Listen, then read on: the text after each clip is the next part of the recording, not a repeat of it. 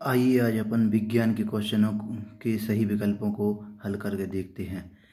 पहला क्वेश्चन है, शुद्ध जल का पीएच मान कितना होता है। तो जैसा कि आप लोगों ने पीएच स्केल में पढ़ा हुआ है कि पीएच स्केल का जो परिसर होता है 0 से 14 होता है। इसमें 0 से 7 के बीच में जो भी मान आते हैं उन्हें हम क्या कहते हैं, अम्ल के रूप में उन्हें माना जाता है, और जिनका मान 7 से ऊपर होता है उन्हें क्षार कहा जाता है। तो शुद्ध जल का जो पीएच मान होता है वो हमारा कितना होता है, 7 होता है। दूसरा क्वेश्चन है, द्रव धातु है, हमें 4 ऑप्शन दिए गए हैं, पारस, उसके बाद सोडियम, हाइड्रोजन। ठीक है, इनमें से हमारा ऐसी कौन सी धातु है जो कि क्या होती है, द्रव अवस्था में होती है।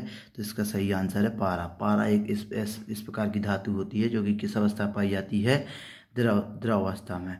इसका दूसरा नाम क्या है, इसे हम मरकरी भी कहते हैं। अगला क्वेश्चन क्या है, विद्युत की सबसे अच्छी सुचालक धातु कौन सी है। तो विद्युत की सबसे अच्छी सुचालक धातु कौन सी है, हमारी चांदी है। ठीक। अच्छा, कभी कभी पेपर में क्वेश्चन पूछा जा सकता है कि अगर विद्युत की सबसे अच्छी सुचालक धातु चांदी है तो तार के विद्युत धारा के लिए जो तार का अपन इस्तेमाल करते हैं, तो चांदी के तार क्यों नहीं खींचे जाते, क्यों नहीं लगाए जाते विद्युत परिपथ को बनाने में। तो ध्यान रखना, इसलिए नहीं लगाए जाते क्योंकि चांदी अन्य धातुओं की अपेक्षा अत्यधिक महंगी होती है। कार्बन की संयोजकता कितनी होती है, 4। इसका सही आंसर है 4। अगला है, 2 तंत्रिका कोशिकाओं के मध्य खाली स्थान को क्या कहा जाता है, सिनेप्स कहा जाता है। ठीक। निर्वात में प्रकाश की चाल कितनी होती है।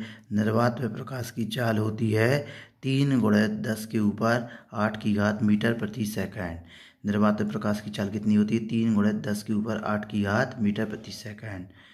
उसके बाद हीरे का अपवर्तनांक कितना होता है। तो हीरे का अपवर्तनांक होता है हमारा 2.42।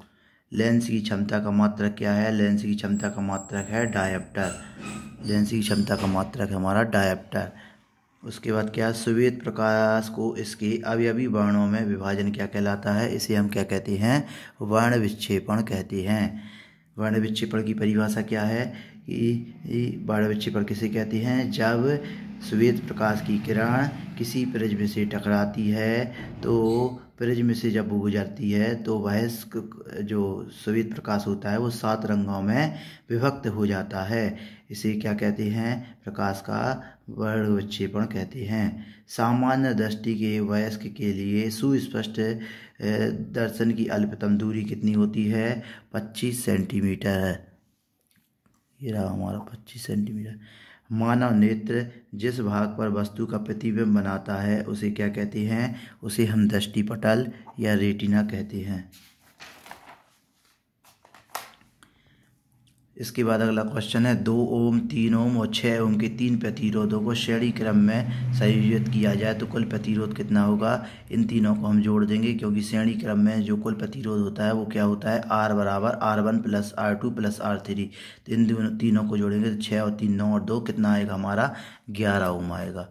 उसके बाद अगला क्या है, जिस अभिक्रिया में उपचयन और अपचयन दोनों की क्रिया साथ साथ होती है वह क्या अभिक्रिया क्या कहलाती है, उसे हम कहते हैं रेडॉक्स अभिक्रिया। अम्लों का पीएच मान कितना होता है। तो हमें मालूम है अम्ल का पीएच मान 7 से क्या होता है, कम, और क्षार का पीएच मान कितना होता है, 7 से अधिक। अम्ल नीले लिटमस पत्र को क्या कर देता है, लाल कर देता है। सबसे अधिक क्रियाशील धातु कौन सी है, सोडियम है। कौन सी धातु का उपयोग थर्मामीटर, बैरोमीटर में किया जाता है। तो हमारा आंसर होगा पारा, मरकरी। 2 या 2 से अधिक धातुओं के मिश्रण को क्या कहते हैं, हम मिश्र धातु कहते हैं। कौन सी धातु आसानी से संरक्षित नहीं होती। तो हमें मालूम है कि लोहा भी संक्षारित होता है, तांबा, पीतल ये सब संक्षारित होते हैं। तो सोना सही आंसर है, सोना सबसे कम संक्षारित होता है। प्रकाश संश्लेषण की क्रिया पौधे के किस भाग में होती है। इसका सही आंसर है पत्ती। हरे पौधों की पत्तियों में पाए जाने वाले वर्णक का नाम क्या है, क्लोरोफिल। आइए इसके बाद हम क्या करते हैं, सही जोड़ी मिलाते हैं। तो पहली सही जोड़ी हमारी प्रतिरोध का मात्रक कौन सा है, तो याद रखना प्रतिरोध का मात्रक है हमारा ओम। ये इसका सही आंसर रहा पहला ओम। दूसरा है हमारा विद्युत धारा का मात्रक। तो विद्युत धारा का मात्रक क्या होता है, एम्पियर। इसमें देखो एम्पियर कहाँ लिखा हुआ है, ये रहा एम्पियर। तीसरा है हमारा ओम का नियम क्या है, तो ओम का नियम क्या होता है, ओम के नियम का गणितीय रूप क्या होता है, V बराबर IR। आवेश का मात्रक पूछा है, तो आवेश का मात्रक क्या होगा, आवेश का मात्रक होगा कूलाम।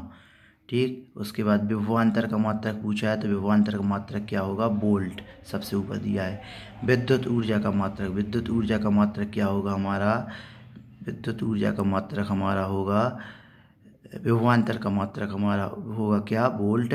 और विद्युत ऊर्जा का जो मात्रक होगा ये होगा हमारा यूनिट या किलोवाट। ठीक, kWh। और धारा मापने वाले यंत्र को क्या कहा जाता है, अमीटर। और विभवांतर मापने वाले यंत्र को क्या कहा जाता है, वोल्टमीटर। विभवांतर मापने वाले यंत्र को वोल्टमीटर और धारा मापने वाले यंत्र को क्या कहा जाता है, अमीटर। फ्यूज तार किसे कहते हैं, तो फ्यूज तार एक प्रकार का कम गलनांक का तार होता है जिसे परिपथ में क्यों लगाया जाता है, जिससे परिपथ नष्ट ना हो। परिपथ को नष्ट होने से बचाने के लिए या विद्युत परिपथ में लघु पतन से बचाने के लिए या विद्युत परिपथ को लघु पतन से बचाने के लिए फ्यूज तार का उपयोग किया जाता है। तीन प्रतिरोधों को समांतर क्रम में जोड़ा जाए तो संयुक्त प्रतिरोध क्या होगा।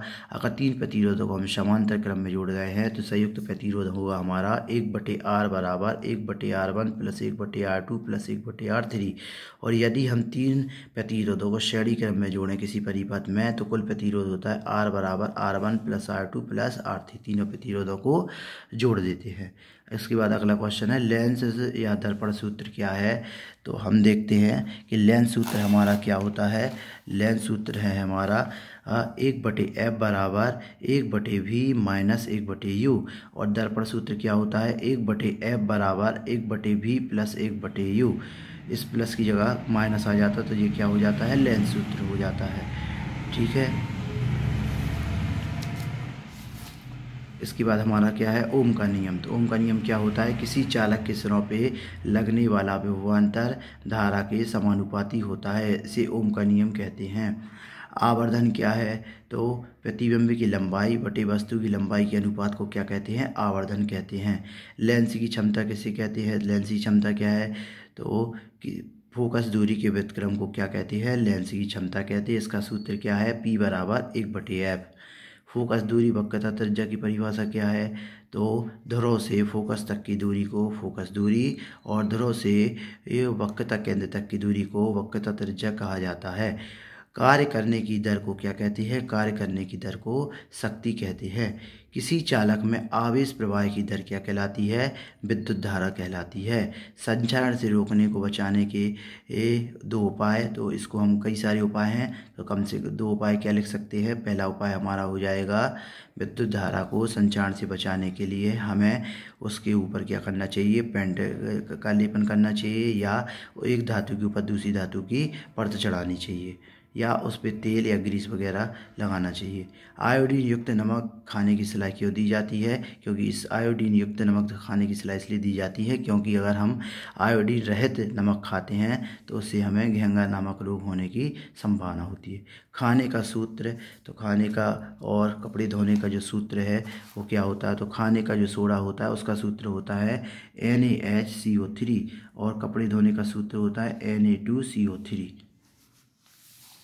इसके बाद हमारा अगला क्वेश्चन है, मधुमेह के रोगियों को चिकित्सा हेतु कौन सा इंजेक्शन दिया जाता है, तो इंसुलिन का इंजेक्शन दिया जाता है। ग्लूकोज का रासायनिक सूत्र क्या होता है, C6H12O6 ग्लूकोज का रासायनिक सूत्र है। व्यंजक चूर्ण का रासायनिक सूत्र क्या होता है, व्यंजक चूर्ण का रासायनिक सूत्र होता है CaOCl2। लार में कौन सा एंजाइम पाया जाता है, तो लार में हमारा ए माइलेज एंजाइम पाया जाता है। ठीक है, पेट के किस भाग में अम्ल पाया जाता है, तो पेट के अमाशय में हमारा अम्ल पाया जाता है। अम्लीय विलयन क्षारीय विलयन का पीएच मान कितना होता है? तो अम्लीय विलयन का पीएच मान 0 से 7 और क्षारीय विलयन का पीएच मान 7 से 14 होता है। कार्बन के दो अपर रूप हीरा और ग्रेफाइट होंगे। क्लोरोफॉर्म का रासायनिक सूत्र क्या है? CHCl3। ठीक। हाइड्रोकार्बन की परिभाषा उदाहरण सहित। ऐसे कार्बनिक यौगिक जो हाइड्रोजन और कार्बन से मिलकर बने हों क्या कहलाते हैं? हाइड्रोकार्बन कहलाते हैं। इनके उदाहरण में क्या आएगा हमारा? Ethane, methane, propane, butane, hexane, benzene आदि।